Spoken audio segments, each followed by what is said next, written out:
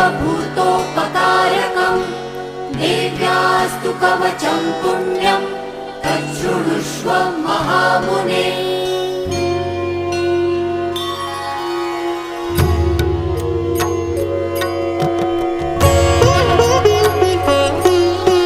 प्रथमं शैलपुत्री च द्वितीयं ब्रह्मचारिणी तृतीयं चन्द्रघण्टेति कूष्माण्डेति चतुर्थकम् पञ्चमं स्कन्दमातेति षष्ठं कात्यायनी